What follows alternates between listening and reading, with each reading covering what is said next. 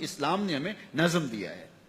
سجدے 2 ہوں گے، رکوع 1 ہوگا، سجدوں میں تسبیحات یا 3 ہوں گی یا 5 ہوں گی یا 7 ہوں گی. اس طاق کی عدد کو برقرار رکھا جائے گا. رکوع میں اعتدال ہوگا کہ سر اور پیٹھ برابر ہوگی. سجدے میں اتنے عضو کا یوں لگنا ضروری ہوگا. قیام میں یوں ہوگا. جب آپ نے ہاتھ اٹھانے ہیں تو تلیاں بالکل سیدھی ہونی چاہیے. ایک ایک انداز میں آپ کو منظم رکھا گیا ہے، اور آپ کو جو ہے وہ نظر سجدے کے وقت کہاں ہوگی، قیام کے وقت کہاں ہوگی، رکوع کے وقت کہاں ہوگی. یہ نہیں ہے کہ آپ نماز بھی پڑھ رہے ہیں اور داڑھی میں ہاتھ لگا رہے ہیں اور ادھر ادھر عمل کثیر سے روکا گیا. ایک نظم دیا ہے. تو پوری زندگی جب منظم ہو جائے تو زندگی کا حسن نصیب ہو جاتا ہے. اور جب زندگی بے ہنگم ہوگی تو پھر طبیعت میں غیر مری قسم کا تقدر ہوگا. بعض کا انسان محسوس نہیں کرتا، ان چیزوں سے بہت زیادہ اثر پڑتا ہے. تو یہ چیزیں اپنی اپنی جگہوں پہ رکھی ہونی چاہیے. تو بات کہاں سے کہاں نکل گئی. تو حضور نے فرمایا کہ اول النہا والاحلام، جو بڑی عمر کے لوگ ہیں اور جو بالغ حضرات ہیں وہ میرے قریب کھڑے ہوں. اور پھر اس کے بعد صفوں کی ترتیب یہ ہے، پہلے مرد ہوں، بالغ ہوں، پھر اس کے بعد جو ہے وہ بچے ہوں، پھر خواتین کی صفیں ہوں. تو ہمیں شریعت نے یہ ساری ترتیب دی گئی ہے.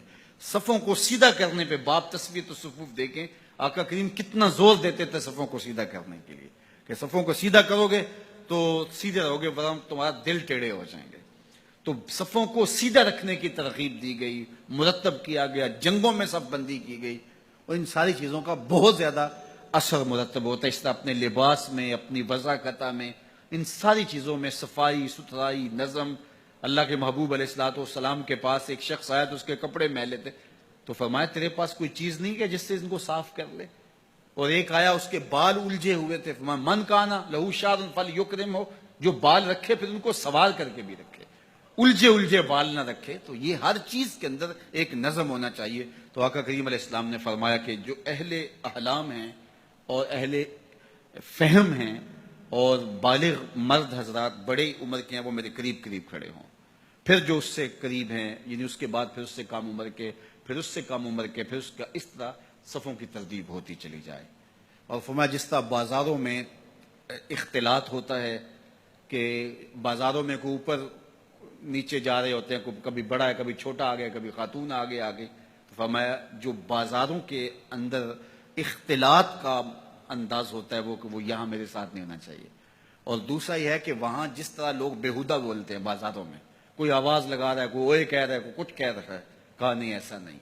تمہارے لہجوں میں بھی ترتیب ہو، تمہارے انداز میں بھی حسن ہو. تم کھڑے ہو تو اچھے لگو، تم بیٹھے تو اچھے لگو. رکوع کرتے ہوئے کہا ایک ساتھ جاؤ. اس طرح جو امام سے پہلے سر اٹھائے تو اس کے بارے میں سخت مذمت کی کہ جو امام سے پہلے سر اٹھائے تو اس کا سر جو ہے وہ گدے کا نہ کر دیا جائے. تو اس طرح ترتیب دی تاکہ ایک دم جائیں رکوع میں، ایک دم کھڑے ہوں، ایک دم سجدے میں جائیں، ایک دم سجدے سے اٹھیں.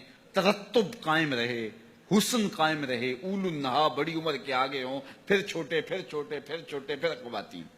تو بے ہنگم قسم کا اجتماع نہ ہو، خوبصورت اور منظم اجتماع ہو. یہ شریعت کا مقصود ہے.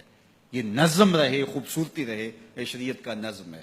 اور جب یہ کچھ سال ایسا ہوتا ہے تو پھر خود بخود ترتیب بنتی چلی جاتی ہے. اور اگر یہ اس پر توجہ نہ دی جائے تو پھر عجیب سا ایک ماحول بن جاتا ہے. تو اس سے دلوں میں بھی اختلاف پیدا ہوتا ہے اگر صفیں ٹھیک نہ ہوں. تو ان چیزوں کا حضور نے احتیاط کے ساتھ لحاظ کرنے کا حکم ارشاد فرمایا.